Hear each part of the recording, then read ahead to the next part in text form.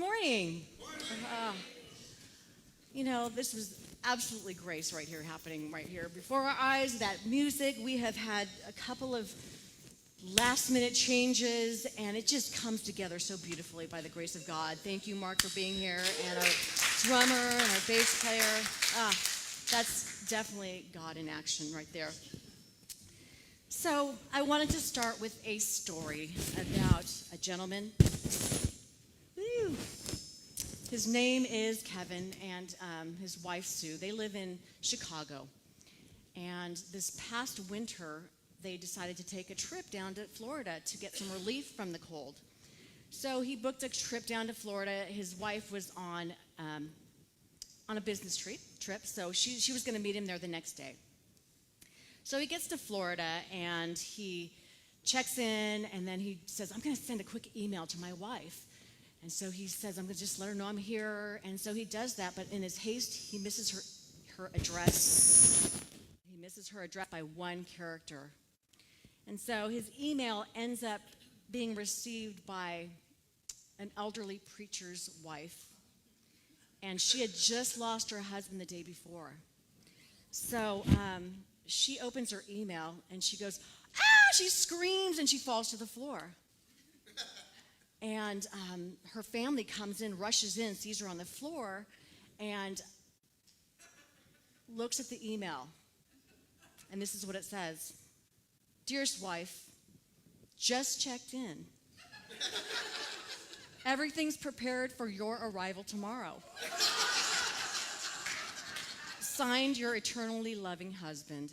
P.S. Sure is hot down here.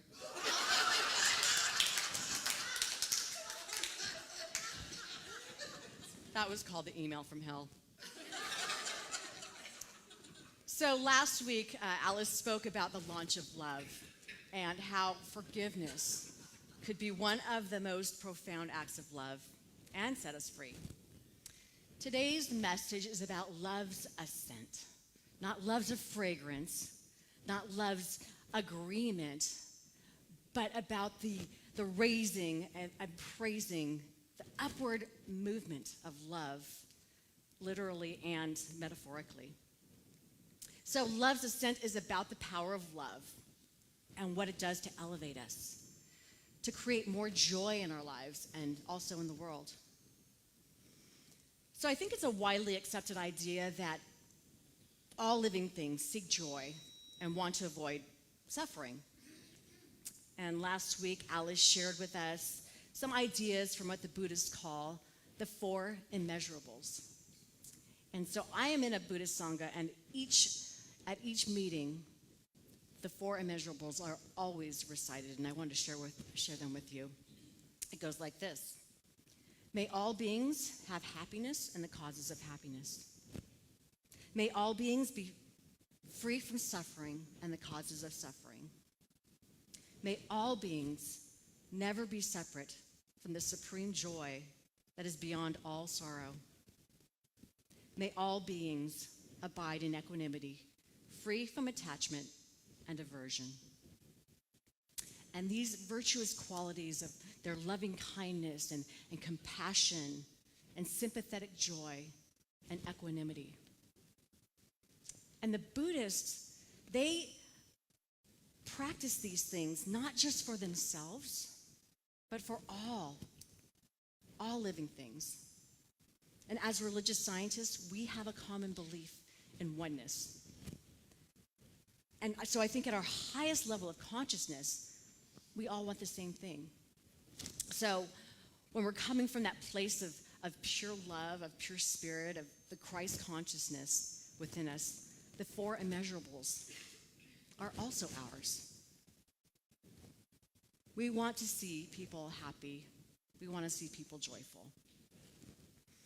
So I like to think about comedians because, comedians always want to make you laugh, right? They always want to bring joy. And that laughter improves mood. It reduces stress. It actually relaxes muscles.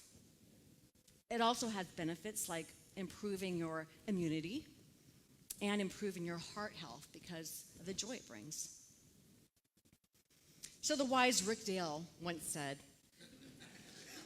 Laughter is one of the purest and most spontaneous forms of joy. And this is why you'll always see him cracking a joke, even when it's bad. And you know he does a lot of those. Whenever we visit the Dale family, there's always laughter. There's always joy. And I think that's one of the reasons why his mother, Odine, lived 101 and a half years. Every time I saw Odine, she practiced joy. She had a smile on her face. She made everyone around her feel special because of her actions and her words. She was truly the epitome of Southern hospitality. And she was a light at her retirement home till the last day.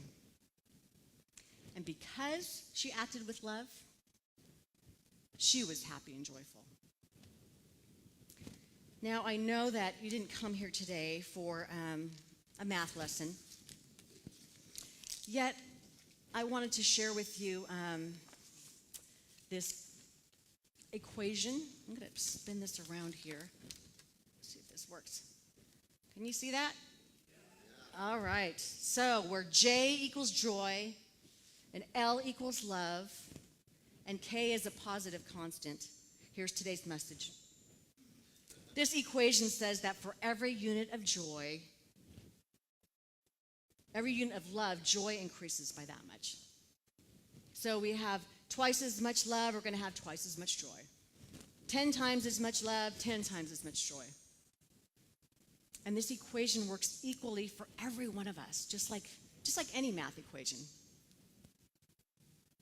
So what's ours to do is to increase that positive constant, that K, consistently. And we do this by practicing acts of love. So when I was a little girl, the words "I love you," those were not really heard or said. I mean, we knew it, but it wasn't heard or said. I don't know if it's a cultural thing, a Japanese family, but on my father's side of the family, probably 90% of them didn't speak English, nor were they in the country. But my mom's side of the family were like second, third, and fourth generation Americans, but I never heard those words, like even spoken at any family events. But my grandfather on my mother's side, he was what Japanese call a Nisei, and that's a second generation American, a child to immigrant parents. He would visit us, and we got to be close when I was younger. But then as he got older, he developed Parkinson's disease, and he wasn't able to communicate with anyone. But later, as it turned out, he ended up with pneumonia. He ended up in the hospital. So I went to see him, and he was laying in his bed, and he looked really frail. He was a tiny man. And I went in to hug him, and I said, "I love you, Grandpa." When I stepped back, tears were dripping from his face. I don't know if he's ever heard those words before in his life. I'd never seen my grandfather cry. What I know is those were tears of joy. That's what it was. Love as an active noun is a small act you can do, like saying "I love you," or "I'm there for you," or maybe simply a smile, like Tony. And this is just one example of this equation right here, increasing joy through an act of love. So do we have any Tony Robbins firewalkers out there? Ah, yay! Woohoo! All right. About 25 years ago, I became a firewalker at a Tony Robbins Unleash the Power Within weekend. He's a hero of mine. And 2,000 or 3,000 of us got to watch this brilliant man transform lives right there before our very own eyes with his love and his wisdom. And when the topic of love arises, he always says that love is more about what we do than what we feel. In his book, Awaken the Giant Within, he writes extensively about love being a verb. something that needs to be demonstrated through actions. And as a lot of his work revolves around the idea that fulfillment, the joy, comes from contributing to others with love. Right here. In his week-long event, I went to Date with Destiny, which is just an amazing transformative weekend. We personally saw him transform a couple's life. They were headed toward divorce. They were both very sad. And after a long interview with both of them, in front of these thousands of people, Tony identified that the husband had stopped expressing love in the way the wife needed. So on the spot, he challenged him to act on love immediately. So there was a deep moment of vulnerability where he said, "I love you," while fully present, and followed it with a big, huge, 5-minute long hug. Now, we don't know if it solved all their problems, but we saw those people for the rest of the week. They had smiles on their faces. They were affectionate. They were more joyful that week.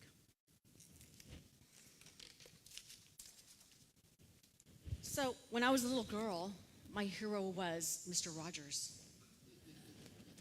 Gotta love Mr. Rogers. This is what he said about love. Love isn't a perfect state of caring. It is an active noun, like struggle. To love someone is to strive to accept that person exactly the way he or she is, right here and now. So he is also calling love an active noun, meaning that love isn't just a feeling or a thing. It's something you do, a continuous effort and a choice. Love lives in the actions. Love lives in our daily decisions to show up for one another, to listen, to make someone laugh, to make someone smile. It doesn't have to look like some huge grand gesture or dramatic declaration. Each one of us is capable, through simple acts of love, of creating that joy. So I want to talk about that love expressed in the four immeasurables. And this is what the Christian theology calls agape love. So in 1957, Dr. Martin Luther King Jr. gave one of his most powerful talks, Loving Your Enemies. He said, "Love your enemies. Bless them that curse you. Do good to them that hate you." He went on to say, when we rise to love on the agape level, we begin to love man, not because they are likable, but because God loves them. For him, love was not just a feeling, but a principle of action. That action word again. For him, agape love defeated hate, transformed society, and upheld human dignity. So in Christianity, agape is the highest form of love. It is unconditional, and it is rooted in divine grace. Divine grace. And divine grace is not just a Christian idea. It's found in all of these religions that we have lit the candles for this morning. That collectively they point to the idea that grace is not earned, but given by God out of love. It's there for each one of us. Doesn't matter what religion we are. Our founder, Ernest Holmes, said, "Grace is the givingness of spirit to its creation. It cannot be withheld. It is unconditional love of God in action." That's the grace. So back to Dr. Martin Luther King Jr.'s message. He's calling us to allow divine grace to collectively lift us up to that place of agape love, that place of the four immeasurables. He's calling us to recognize each person's intrinsic worth. And, are you ready for this one? Seek their redemption, not their defeat. It's a challenge. It's a radical, courageous love. A love that resists evil without violence. A love that holds fast to the belief in the dignity and the value of every person, even one's enemy. So many, many years ago at our center, way back in our San Juan Capistrano days, we had a guest speaker, and his story has stayed with me ever since, and I wanted to share it with you today. His name was Azim Kamisa. On January 21st, 1995, his life changed forever when his 20-year-old son, Tariq, then a college student at San Diego State University, was fatally shot while delivering pizzas during a gang initiation. The shooter, Tony Hicks, was only 14 years old at the time. Rather than pursue anger or vengeance, Azim embraced forgiveness, believing there were victims at both ends of the gun. In memory of Tariq, Azim founded the Tariq Kamisa Foundation, which focuses on preventing youth violence by teaching accountability, empathy, nonviolence, and restorative justice in schools and communities. Notably, Azim reconciled with Tony's grandfather, Ples Felix, and invited him to collaborate in the foundation's mission. They have since delivered powerful presentations to young people together. In 2018, when Tony Hicks became eligible for parole, Azim and Ples supported his release. After his release, Tony even joined the foundation as a team member, continuing the mission of youth reform. This is a beautiful example of the love Martin Luther King Jr. is calling us to be. Again, seeking the redemption of the enemy, not their defeat. And of course, there was a lot of forgiveness work to be done on Azim's part to be able to choose the path of love. Azim's conscious choice to forgive and to allow love to guide his actions changed everything. For him, for the shooter, for the grandfather, and for everyone touched by the Tariq Kamisa Foundation. So if Azim Kamisa can boldly forgive his son's killer and offer him a path of redemption, think about how you can forgive someone in your life that is causing you anger, maybe causing you hatred, stealing your joy. If you can take that loving act of forgiveness into your actions, you will see that love equation just rise exponentially. Our founder, Dr. Ernest Holmes, he said, joy wasn't just an emotion. It was the result of consciously creating from love. He believed deeply in the power of thought, love, and spiritual awareness to create a life filled with peace, joy, and abundance. He said, life is a mirror and will reflect back to the thinker what he thinks into it. This means that cultivating love and joyful thoughts naturally brings more joy into our experience. He taught that love is the self-givingness of spirit, and joy arises when we align ourselves with the divine presence within. Love. Since I came to this church in 1998, I have never experienced more joy and more love. So much so that by practicing more love, my default is joy.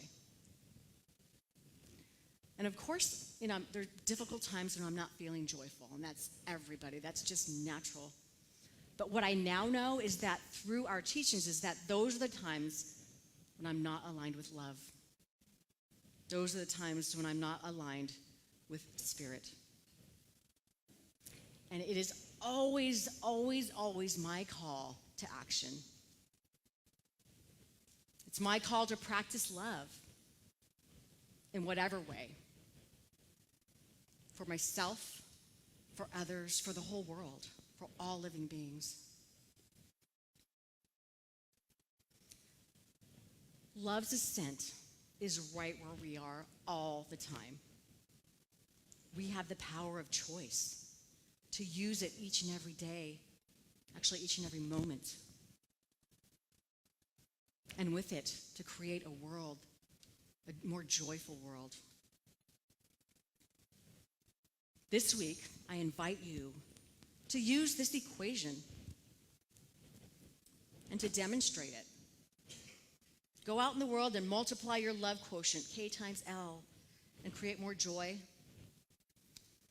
Make love an active noun by allowing it to live through your actions, planting seeds of love and reaping the joy. Keep practicing forgiveness over and over by loving your enemies and seeking their redemption, not their defeat. For this raises us up, all of us up, to the level of agape love, to the level of the four immeasurables. And so, in lieu of prayer, I wanted to close with a reading from Thich Nhat Hanh's book, Teachings on Love.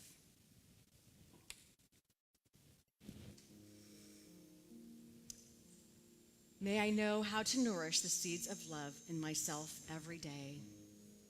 May you know how to nourish the seeds of joy in yourself every day. May they know how to nourish the seeds of joy in themselves every day. May I be able to live fresh, solid, and free. May you be able to live fresh, solid, and free. May they be able to live fresh, solid, and free. May I be free from attachment and aversion, but not be indifferent. May you be free from attachment and aversion, but not be indifferent. May they be free from attachment and aversion, but not indifferent. These meditations help us water the seeds of joy and happiness in our stored consciousness. Joy and happiness are the food of a Zen monk. Before eating, we say, "May all beings be nourished by the joy of meditation." What is the nature of this joy?